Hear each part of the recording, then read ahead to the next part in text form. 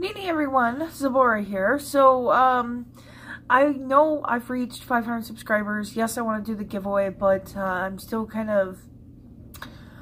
I'm trying to move, so things are a little chaotic, and I just started a new job, so things are, it's just not going to happen. The giveaway is not going to happen right now. It'll have to wait until after we move, so maybe it'll be my 600 subscriber giveaway. I don't know. You guys are going to guaranteed get a pack of brand new tarot cards, okay? These are the Shadowscape Tarot. Divination is a huge part of what I do as a witch, and I always am encouraging it. So I'm going to include brand new pack of Shadowscape Tarot as part of the giveaway. The main item you're going to be getting is a shrine box that is done by Tut, and I think it's like $28 or something like that. You're going to be able to choose whatever deity you want to. Of course, we want to keep things kind of Kemetic-y over here on the Kemetic Witch channel, but I'm not going to restrict you as an individual. If you choose to have another deity put in there, so be it. I'm sure she could figure something out within reason. I got to talk to her about that, but she's a capable artist, so I'm sure we can figure it out. Basically, it's just, it looks like a wooden book, okay, but it's actually a shrine. It's a hidden shrine. So you could use it for a portable altar. You could use it if you're kind of undercover, whatever it is you want to do. So I may get a fan made in all this chaos and include that in the giveaway. There's no guarantee on that. I may include some incense. There's no guarantee on that. And we'll just have to see what else we come to, okay? Now that we got all of that out of the way, let's go ahead and talk about today's topic, which is divination in the Bible. Not really. So I mentioned on, well, I guess it kind of is. I mentioned on Hellbound Heathen's channel that I wanted to I started looking into Mormonism.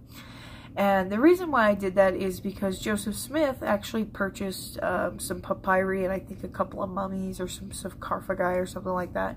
And he did some translations and actually translated one of the books of Mormonism, the Book of Abraham, from these papyri. And the way that he did that was by using divination.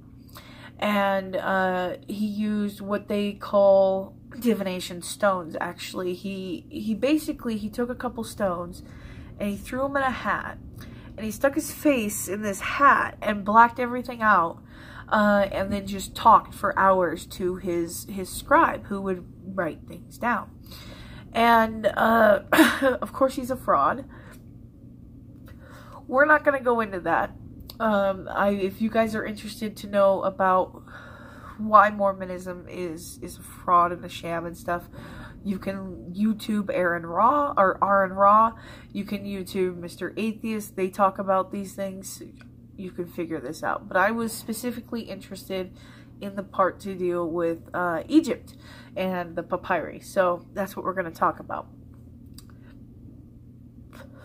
So the Urim and the Thummin, I don't know. I've heard it pronounced a couple different ways. Thummin. Doesn't matter. Basically what it is it was a bag, okay, that contained 3 stones. And the high priest of Yahweh would be able to interpret the will of God using these stones. The Urim means light, and the high priest would reach in the bag and pull out the Urim stone, and then he would pull out one of the Thummin stones, because it's 2 stones. These are yes/no questions, and when we get to actual divination in our lessons, I will show you a similar technique to this, okay? So high priest has got the Urim in one hand and one of the Thummins in the other. And if the answer was coming from God, the Urim would light up, and that's what it means. It means light. So if the priest pulled out a no stone, if you came to a priest and you asked a question like, is my wife cheating on me? The high priest would pull out these stones and be like, This stone lit up. This stone says yes.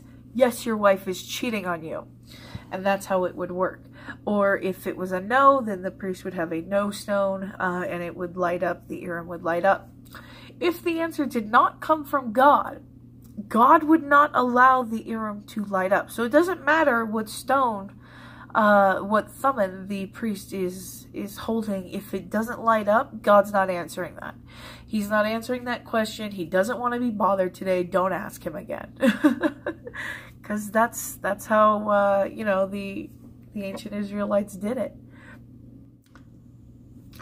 So, obviously that's just a little bit different than what Joseph Smith did with the whole face in the hat thing.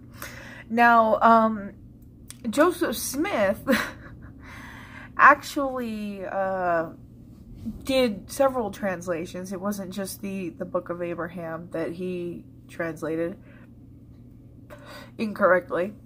There was actually some plates that were faked in order to call Joseph Smith out on his bullshit. And I forget the story of it, but it was basically like a couple of guys, they used acid to etch in these plates, and Joseph Smith sent them off to some university to be tested, and they're like, oh yeah, this is some ancient bronze, but it was ancient bronze that they had like acid etched onto. And so he's like, oh, that's good enough for me. I'm not gonna be, you know, called out and being a fraud. Of course he wanted to check his sources, but he translated them, and then they were determined to be frauds.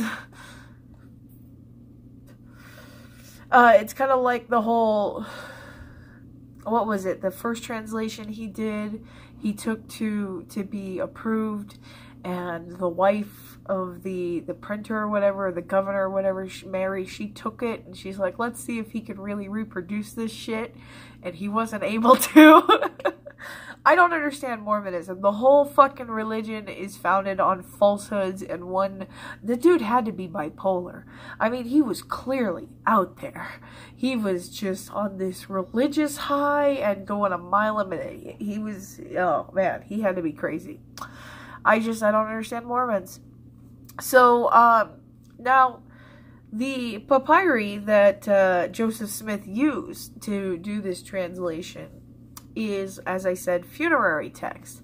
And as you can see here, now it is partially eroded, but he did pencil in his own understanding from God exactly what it was.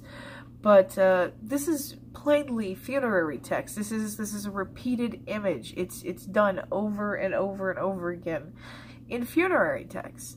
So I, as a learned lay Egyptologist, an armchair Egyptologist, you know, I recognize this, and obviously you do too now with all these images I just showed you.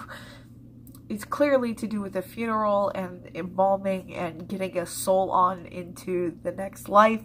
Has nothing to do with Abraham or his life. But of course the Mormons, they justify this by saying, oh, well, Joseph Smith had the Spirit of God in him, and he was able to actually truly divine this life of Abraham through a piece of paper that had absolutely nothing to do with Abraham, because faith.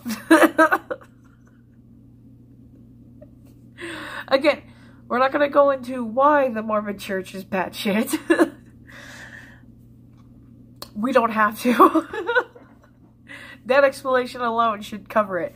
But if you want to learn more about the Mormon Church and their craziness, I definitely suggest you YouTube a few things. So that is it for tonight, guys. Sanepti.